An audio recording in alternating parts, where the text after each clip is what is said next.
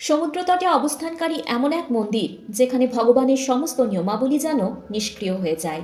আজ আমরা জগন্নাথপুরীর সেই রহস্যময় ঘটনাগুলি আপনাদের কাছে তুলে ধরব, যেগুলি দেখার বা জানার পর নাস্তিকরাও জয় জগন্নাথ বলে ওঠেন। সর্বপ্রথম কথা বলবো শিখরের রহস্য নিয়ে। পৃথিবীর যে কোনো প্রান্তেই যান না কেন, হাওয়া যেদিকে প্রবাহিত হয় পতাকা কিন্তু সেদিকেই উঠতে থাকে। কিন্তু জগন্নাথ দেবের পবিত্র ধ্বজা সর্বদা হাওয়ার প্রবাহের বিপরীতে উঠতে থাকে। বিজ্ঞানের কাছেও কিন্তু এর কোনো উত্তর নেই। এই মন্দিরের ওপর স্থাপিত নীল চক্র, যেটি অষ্টধাতু দিয়ে তৈরি, 1 টনের একটি চক্র। এটিকে আপনি শহরের যে কোনো প্রান্ত থেকে দেখুন না কেন, এটিকে আপনি সর্বদা আপনার দিকে মুখ করে থাকা সোজা অবস্থাতেই দেখতে পাবেন। এই 1 টনের একটি চক্রকে সেই সময় কিভাবে ওপরে তোলা হয়েছিল, যে সময় ক্রেন ধরনের কোনো প্রযুক্তিই ছিল না? এটি আজও ইঞ্জিনিয়ারিংয়ের একটি অদ্ভুত প্রশ্ন। কিন্তু গল্পটি এখানেই শেষ নয়। বিজ্ঞানের আরেকটি নিয়মও এখানে ভেঙে যায়।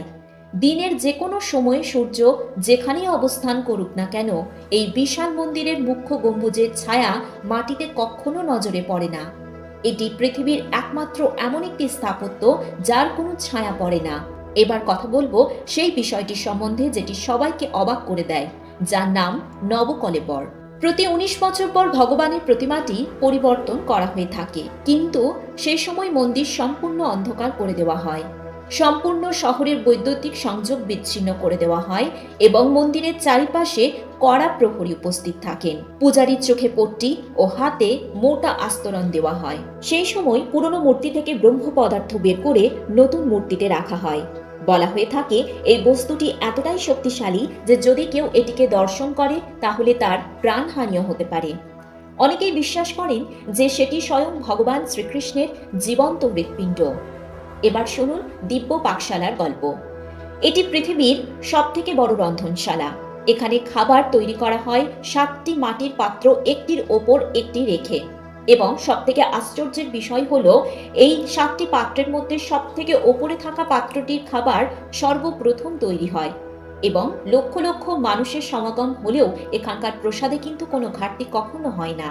কিন্তু যখনই মন্দিরের দরজা বন্ধ হওয়ার সময় আসে, প্রসাদ যেন নিজের থেকেই ফুরিয়ে যেতে থাকে। একটি দানাও বেশি বা কম হয় না।